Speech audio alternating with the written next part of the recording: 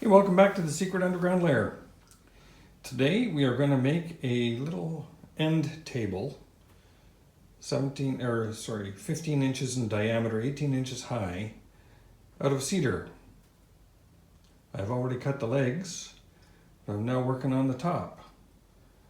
That's the subject of today's video.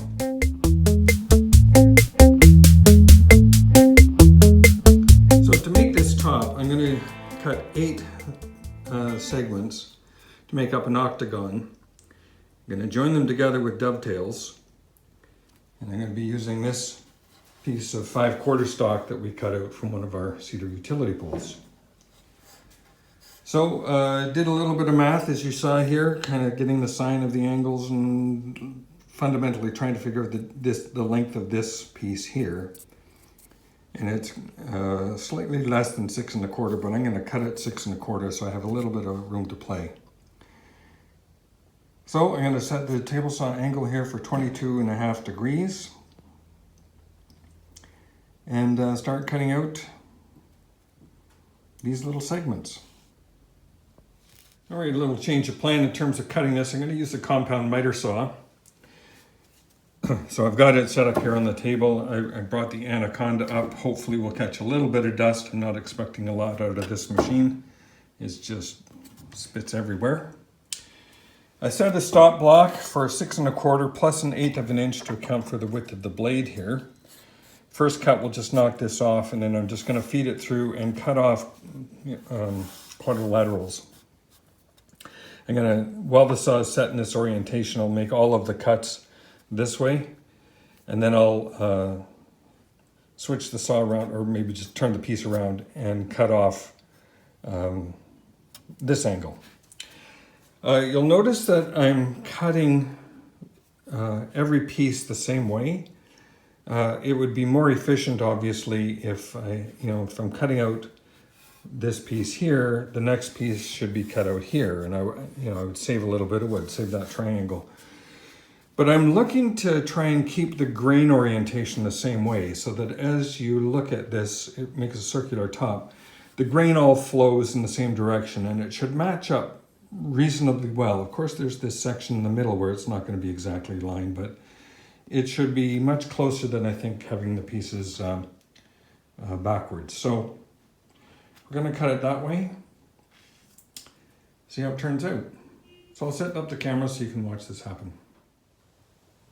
All right, away we go. Hopefully you'll get a better shot than my elbow from this angle.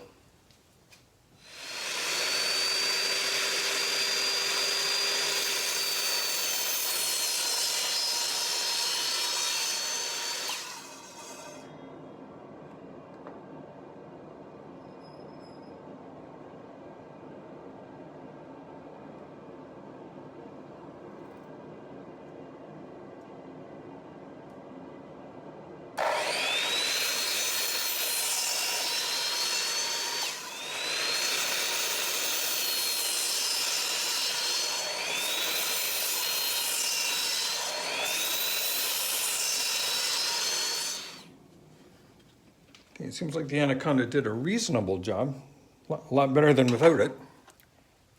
Okay, so I got the first set of blanks cut. So now I'll flip it over, find a way. What do I do? Yeah. Probably turn the saw back around and cut it off this way. Just down to 6 1/4.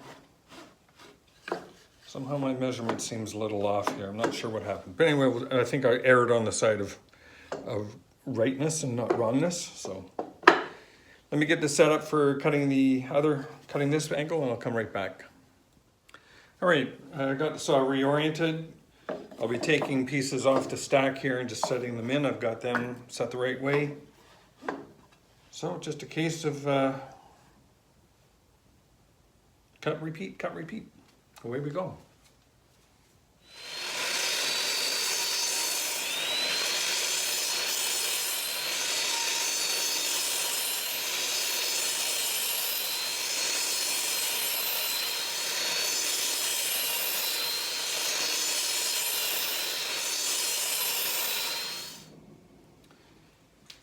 All right, here's our 8 segments.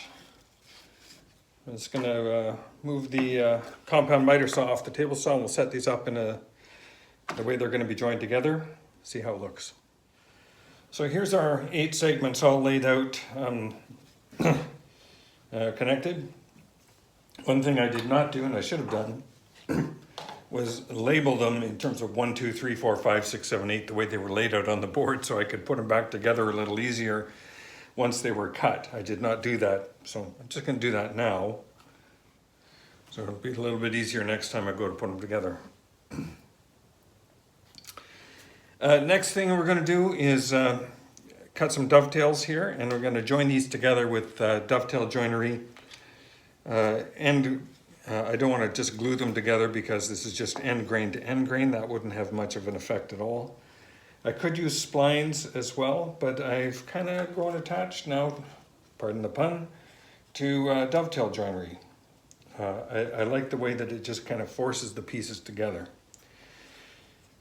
So I'm going to go have a bite of lunch, come back, and we'll start doing some dovetails. So I cut some 1/2 by 1/2 inch stock here that I'm using to create the dovetails.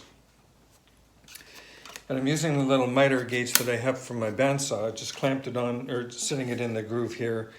And I have some a couple flexible strips of cedar that I've cut that I'm just using as a fingerboard to hold the piece tight against the fence as it runs through. It's a small piece, it doesn't require a lot of pressure, but that gives it just enough to hold it tight in snug. And then I'm pushing it through the rest of the way with the miter. So I'll just show you how I'm cutting these dovetail blanks. I've already cut a few, but I thought I should show you how these are being done.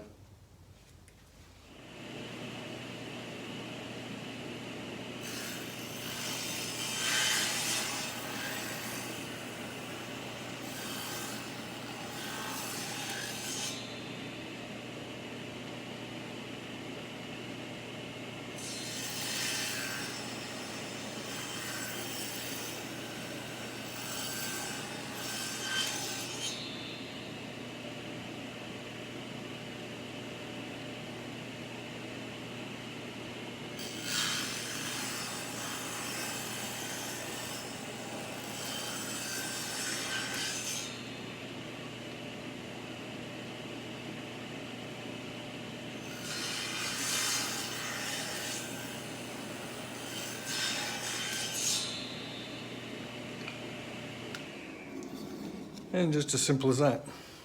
It's turned out very well. Got a nice profile.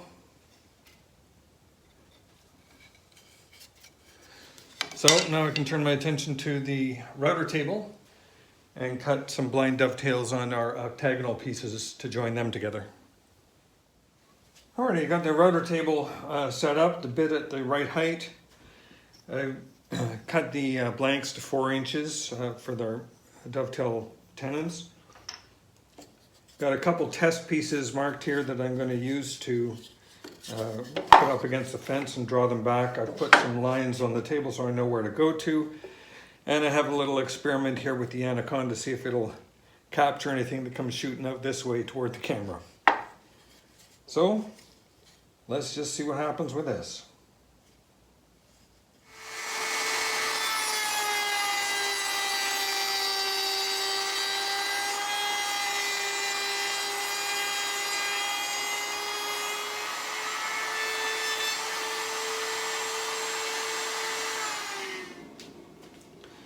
I don't know if you could see that, but the anaconda did really well.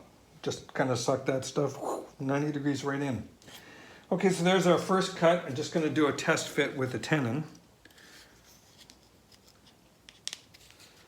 Again, I have that snug fit.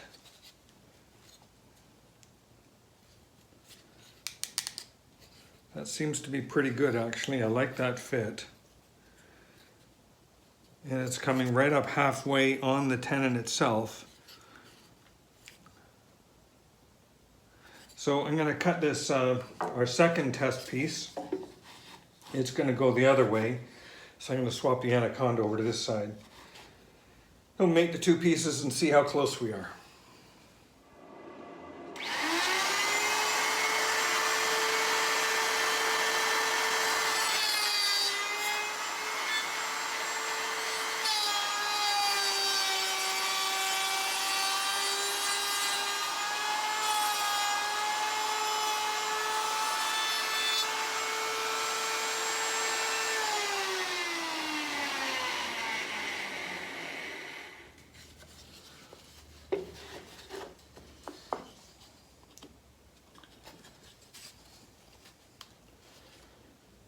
Okay, that seems to be okay. I'm just going to give that a little tap. See how it fits in.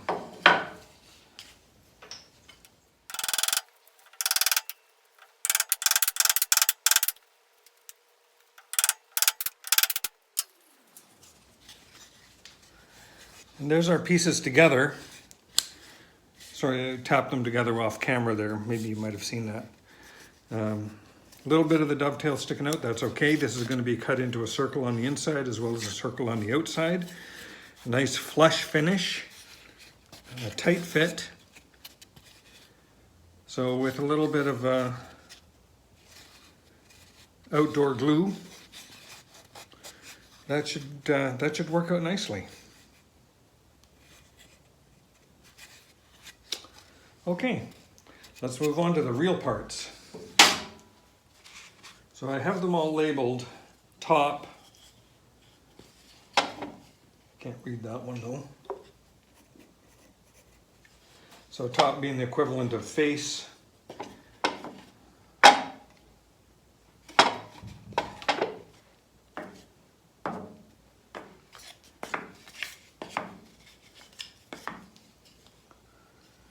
So I can start by doing them all. This cut first. So I'll make all the cuts, then I'll flip the anaconda over here and do all the other cuts. And I'll bring you back when that's done. Okay, brought you back. I did the one side. I'm going to do the other side now. You can just see how well the anaconda is collecting this dust. It's very impressed.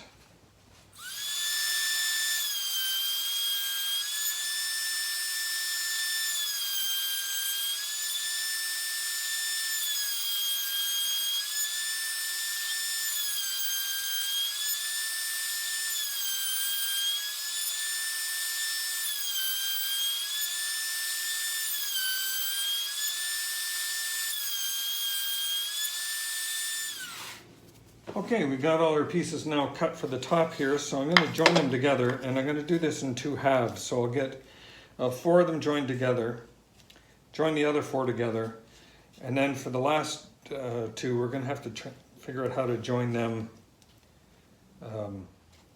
They'll have a vertical surface, which I'll need, so I'll come back to that in a minute. All right, I'll come back when I have 4 pieces, or the 2 sides glued and joined.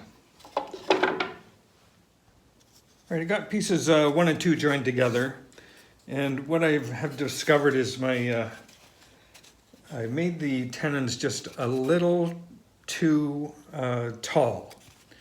So I'm just using the belt sander, benchtop belt sander, cutting them down 1/32 to a 1/16 of an inch, and then that just brings these joints really tight together. I'm getting some good glue squeeze out all around the joint. So I'll continue on.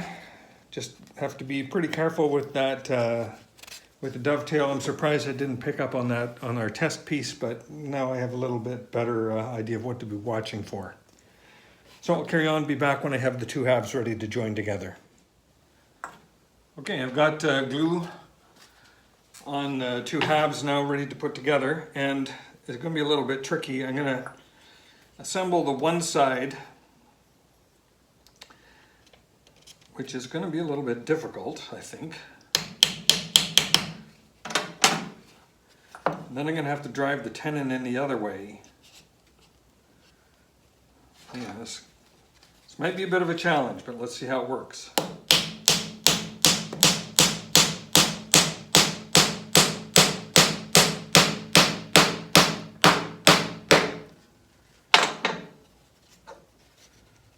So far, so good.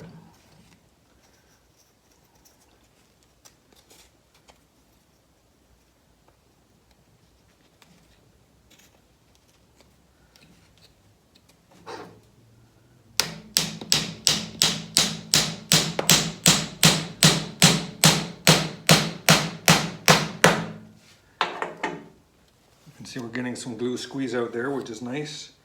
And I just realized I put these in backwards. Oh shoot. I did, I put them in backwards.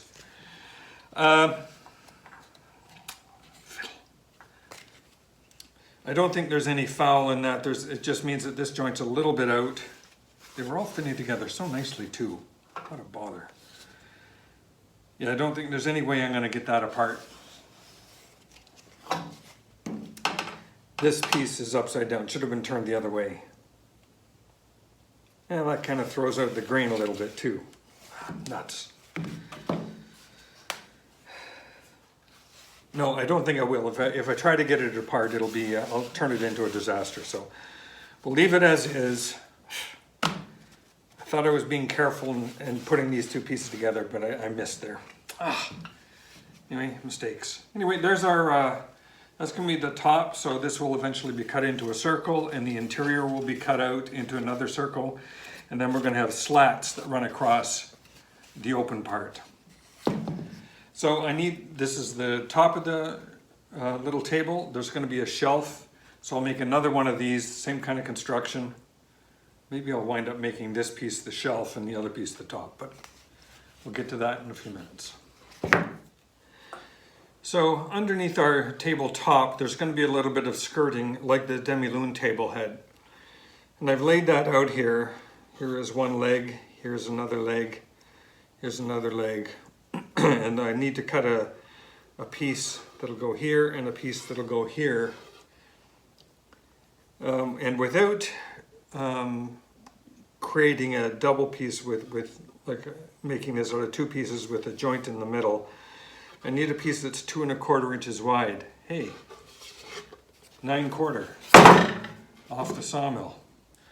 So I'm going to use this.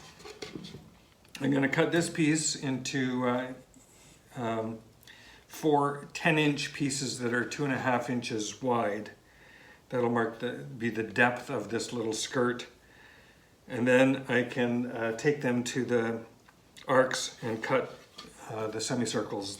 We're going to need 4 of these pieces to go around the table. So having that marked, I know where to cut, or I know the rough size that I want these pieces to be. They need to be a little less than 10 inches, so I'm going to cut 10-inch blanks out of this. Square off the end first, and then cut probably a 22-inch piece, and then rip it down the middle so I get the 2 halves. So, let me get that set up and do some cutting.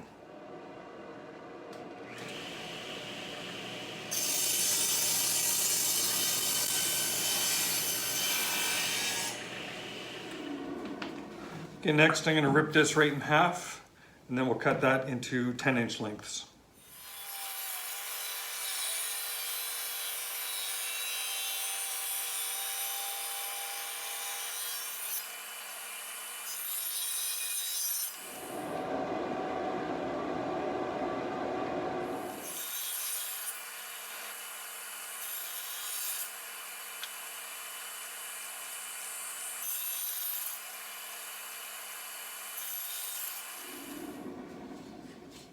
Okay, these are the blanks that we will use to cut our semicircle.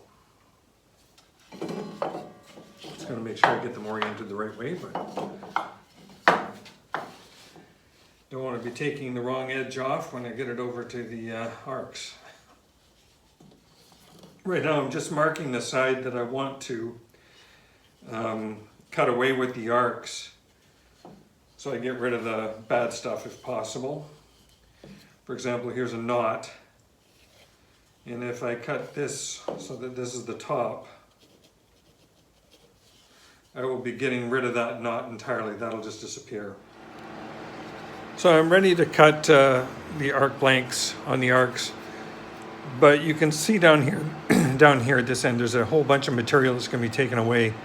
So again, I'm just going to run over to the bandsaw and just cut that portion off, cut this portion off. I'll do that on all of the pieces and then come back when I'm ready to use the arcs. Yeah, a little bit of a problem using the arcs. The radius of this curve here is 7 inches. On previous cuts, the radius I've been cutting has usually been 14 inches, so twice that. And unfortunately, my little arcs here can't go down to 7 inches for a 7-inch radius. So it looks like I'm going to have to cut these on the bandsaw and then do some sanding. So I'll cut them out on the bandsaw, come back when I have that done. All right, I finished cutting all the pieces on the bandsaw. Did an okay job. It's not quite the arcs, but it's all right. We're gonna work. A little extra sanding will be required on these, but not much. And now I'm ready to cut these angles off on the table saw so that they will meet the leg joint. So I've marked everything on a template and we're now ready to cut.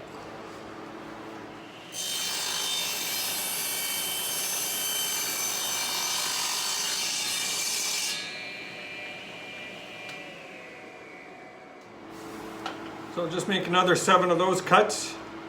Be right back. So we now have the angles cut on each of our little legs, or sorry, our little skirts. Tomorrow I'm going to cut this out on the bandsaw, but I'll do that tomorrow. Last thing I'm going to do today is just get the legs cut down to their final dimension, which is 1.5 by 1.5.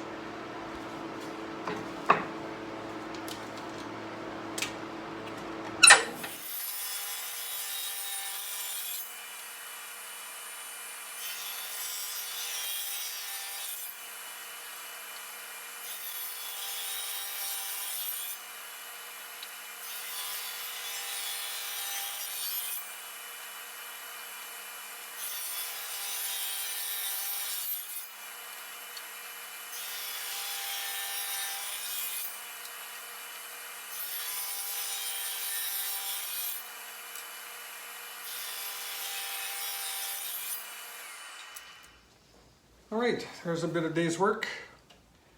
So legs cut, skirting cut, top cut and assembled. And yeah, tomorrow we'll worry about the shelf. Do a little bit of taper on the inside of the legs. And then think about rounding off the top and doing the lattice work in the middle. Well, the slats, not the lattice, the slats in the middle. Oh, by the way, some electronics have arrived for the Worktable Sawmill automation project. So I'm going to be doing a little bit of looking at that tonight, testing it on the motor. I might have something I can report on to you tomorrow about that. Again, thanks for watching. Like and subscribe. See you on the next video.